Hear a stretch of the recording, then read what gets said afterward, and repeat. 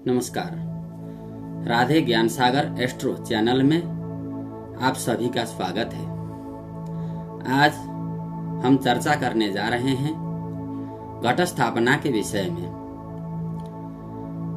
खड्गम चक्र गदेषु चाप परिघान् शूलम्भुशुण्डिं शिर शंखं समददतिं करैस्त्रिनयनां सर्वाङ्गभूषावृताम् नीलास्मदतिमास्य पाददशकां सेवे महाकालिकां यामस्तोत्सुपिते हरो कमलजो हन्तुं मधुं कैटवम्।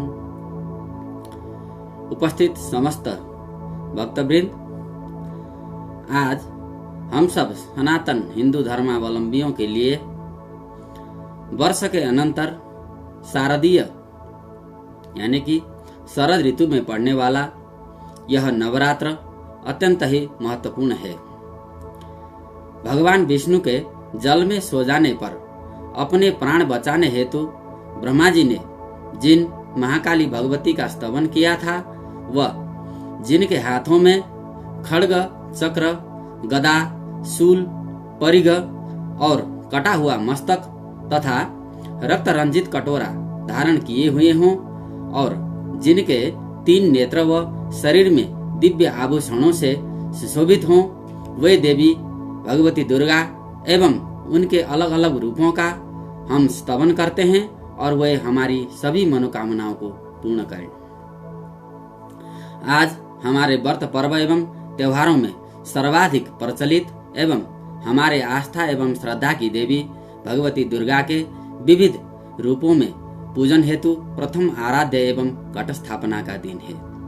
नवरात्रि पर्व वर्ष में 2 बार मनाया जाता है, एक शारदीय नवरात्र और दूसरा वासंतिक नवरात्र। शारदीय नवरात्र में हम अपने यथोचित मर्यादा के अनुरूप 9 दिन तक व्रत, उपवास, सप्तशती एवं रामचरितमानस का अखंड पाठ, नवान्न पारायण एवं नवमी में हवन, शस्त्र पूजन तथा बलिदान इत्यादि करके दशमी में टीका और विसर्जन का कार्यक्रम किया जाता है। अपितु डोलारोहण एवं अन्य सांस्कृतिक कार्यक्रम भी यदाकदा किया जाता है। नवरात्रि पर्व समस्त भारत में अपने अपने लोक परंपरा के आधार पर अत्यंत हर्षोल्लास पूर्वक मनाया जाता है। पौराणिक मान्यताओं के आधार पर यह पर्व भगवान रामचंद्र ने रावण एवं उसके समस्त सेनाओं सहित लंका नगरी पर विजय प्राप्त किया था, उस संदर्भ या विजयोत्सव के रूप में मनाते हैं। आज ही के दिन भगवान रामचंद्र समुद्र को लांघकर लंका नगरी पहुंचे थे। वह 10 दिन तक की अनवरत संघर्ष के पश्चात विजयादशमी के दिन दुष्टात्मा रावण का संहार किया था, ऐसी शास्त्रीय मान्यता है और लोक परंपरा भी है। एक अन्य प्रसंग में सत्ययुग में व किसी कल्प में देवताओं और दानवों में दिव्य 10,000 वर्ष तक युद्ध हुआ और उस युद्ध में जब देवता दानवों से युद्ध में परास्त हुए, तब सभी देवता मिलकर त्रिदेव अर्थात ब्रह्मा, विष्णु, महेश के पास चले गए। जब देवताओं ने त्रिदेवों को अपनी पीड़ा बताई तो सर्वप्रथम भगवान विष्णु दैत्यों के प्रति अत्यंत कुपित हुए और उनका मुख टेढ़ा हो गया, भौहें तन गई और उनके मुख से एक महान तेज प्रकट हुआ। इसी प्रकार अन्य सभी देवताओं के श्रीमुख से भी एक बड़ा भारी तेज प्रकट हुआ और वह सभी देवताओं के मुख से निकले हुए तेज पुंज एकत्रित होने पर एक तेज पुंज नारी के रूप में परिणत हो गया। इस प्रकार सभी देवताओं के तेज से कल्याणमयी देवी का आविर्भाव हुआ। तीसरा संदर्भ यह भी है कि परापूर्व काल में जब संपूर्ण संसार जलमग्न था, तब भगवान विष्णु समुद्र तल में शेष शैया पर सो रहे थे। उनके नाभि कमल के सिरे में ब्रह्मा जी उत्पन्न हुए और उधर विष्णु भगवान ने अपने कान का जो विकार होता है मैल निकाला, तो उस कर्ण मैल से मधु और कैटव नाम के 2 भयानक असुर उत्पन्न हुए। वे दोनों ब्रह्मा जी को खा जाने के उद्देश्य से ब्रह्मा कमल नाल पर आकर जोर जोर से उसको हिलाने लगे और तब ब्रह्मा जी बड़े भयभीत हुए और उसी कमलनाल के अंदर प्रविष्ट होकर भगवान विष्णु को जगाने हेतु समुद्र के भीतर चल पड़े।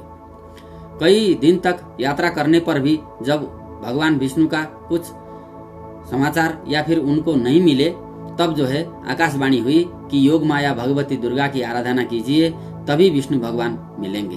परंतु विष्णु भगवान को भी दुर्गा का स्मरण अवश्य करवा देना, वरना यह दोनों राक्षस अजेय हैं। ऐसा शब्द सुनकर ब्रह्मा जी ने भगवती योग माया का ध्यान किया, स्तवन किया। तभी वहां दिव्य अद्भुत ज्योति स्वरूप तेजोमय भगवती दुर्गा जी प्रकट होकर ब्रह्मा जी को सांत्वना दी, और वो भी आज ही का दिन था।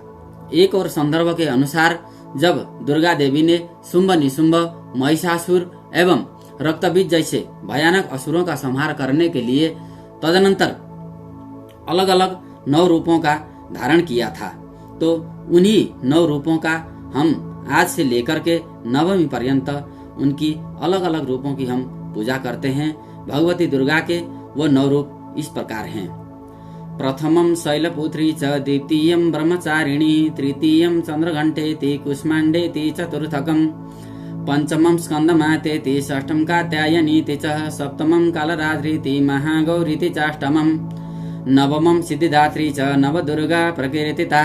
इस प्रकार भगवती दुर्गा देवी के 9 रूपों के हम लोग आज के दिन से लेकर के नवमी पर्यंत अलग अलग रूपों में यथाशक्ति भक्ति और यथोमिलित सामग्री के द्वारा पूजा अर्चना करते हैं।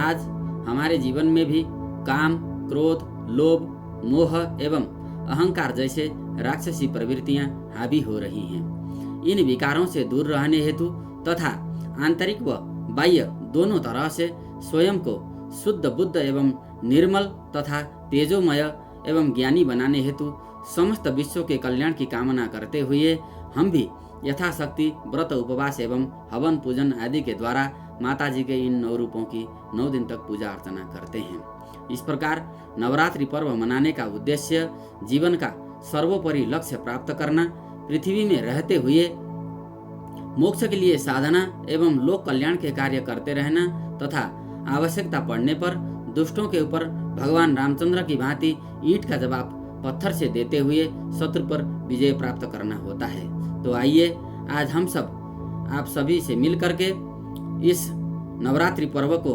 सार्थक बनाएं और इस प्रकार से माताजी के पूजन करके हमारा जीवन कल्याणमय हो, शुद्ध एवं निर्मल हो और संसार के लिए कुछ करके जाने का प्रयास हमारी तरफ से हो और वह जो है सार्थक बने और हम सब लोगों के जीवन कल्याणमय बने।